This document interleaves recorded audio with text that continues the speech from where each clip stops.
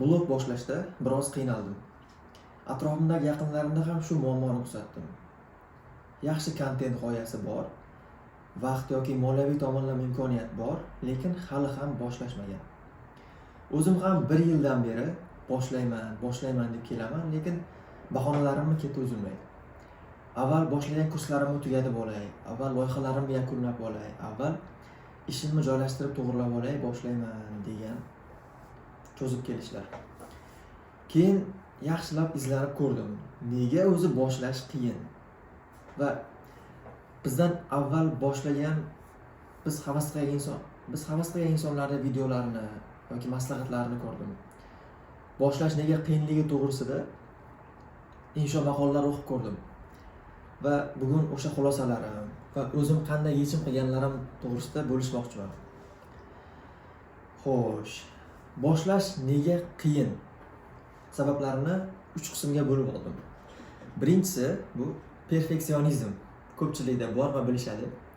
Ikkinchisi mendan avval aytib bo'lishgan degan qo'rquv. Uchinchisi davomiy qila olmay qolishdan qo'rqish. Xo'p, birinchi sababi perfeksionizm. O'zi shaxsiyatimda yoki o'tmishda bo'lgan qaysidir voqealar uchundir shu sifat shakllanib qolgan menda.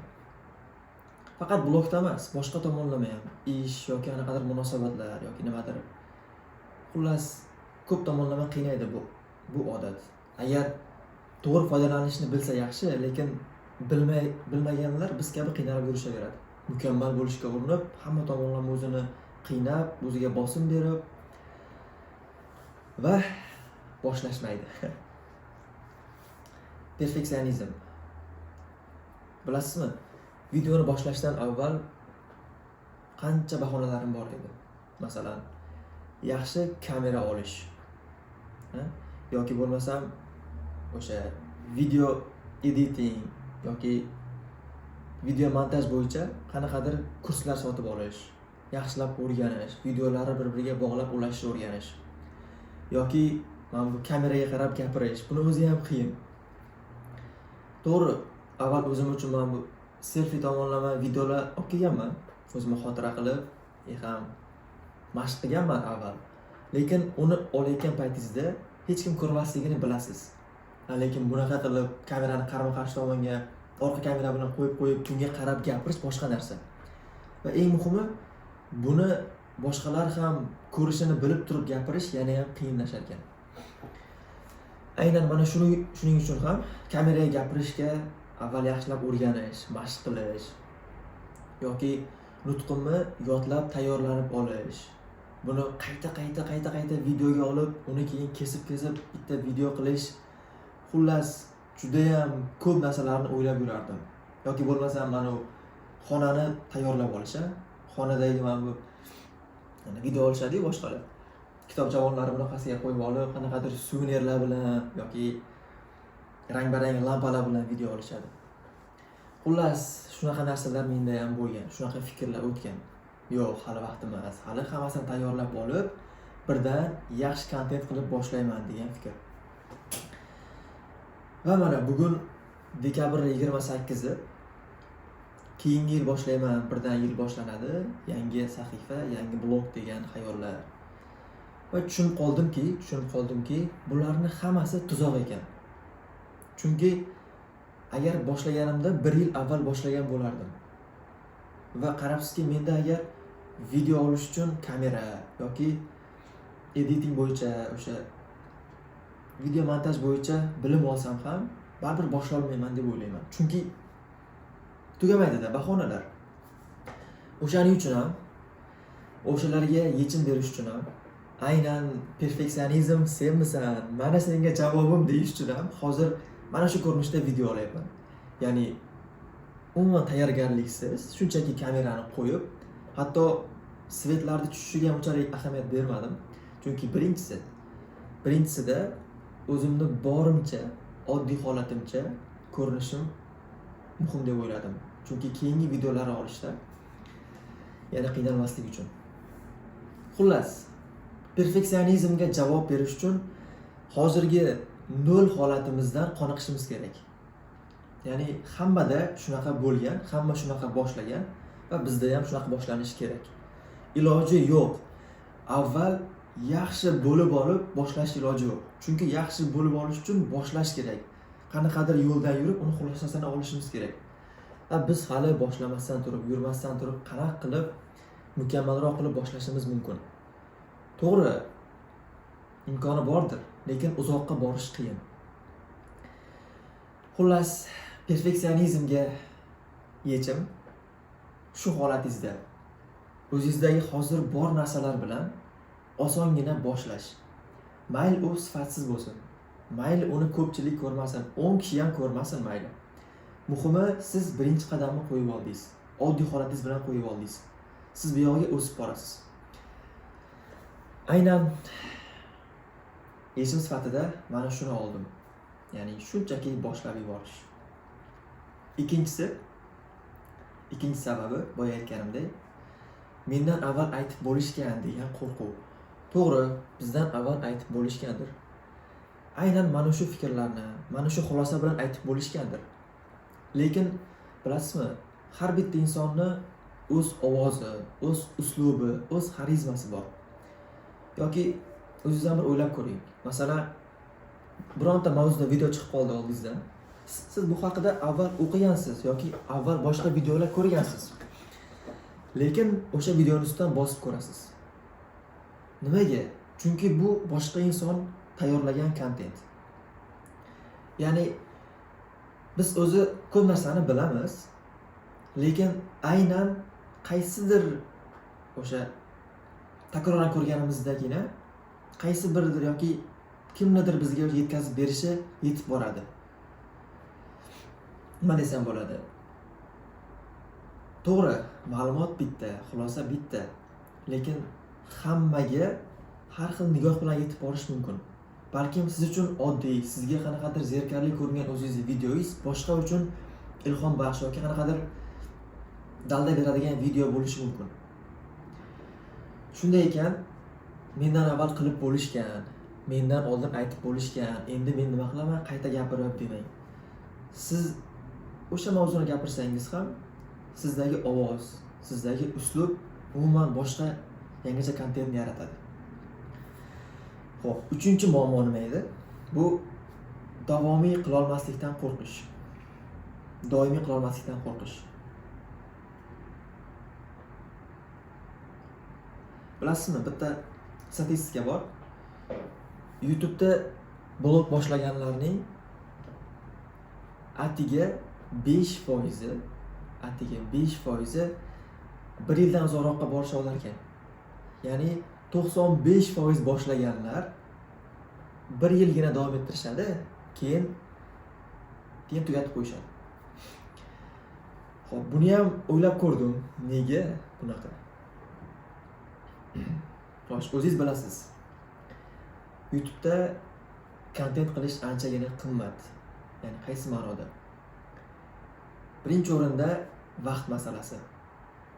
Videoga olishi o'zi, unga tayyorlanish qancha vaqt talab qiladi? Yoki moliyaviy tomonlama, yaxshi kamera, yaxshi xona, studiya bo'lishi mumkin. Yoki o'sha videoni agar boshqaga montaj qildirsangiz, uni puli bo'lishi mumkin, xarajatlari bo'lishi mumkin. Xullas, sizdan yaxshigina vaqt va energiya talab qiladi. Aynan mana shu jarayon qiyin bo'lganligi uchun ko'pchilik bora olmaydi oxirigacha. Ya'ni bir yildan keyin sabr etmay qoladi ko'pchilikni. Bunga men qanaqa yechim o'ylab topdim? Agar siz hozirgi holatingizdan, masalan, hozirgi levelingiz agar 5 bo'ladigan bo'lsa, ya'ni 5-levelda bo'lsangiz, siz hozirgi holatingiz yetarli emas deb o'yladingizda, o'zingizdan 7-level yasab oldingiz. Ya'ni o'zingizdan boshqa insonni yasab, o'sha fikrlarni yodlab yoki o'sha ko'rinishda gapirib video oldingiz. O'zingizni qiynab turib baland ko'tarib oldingiz.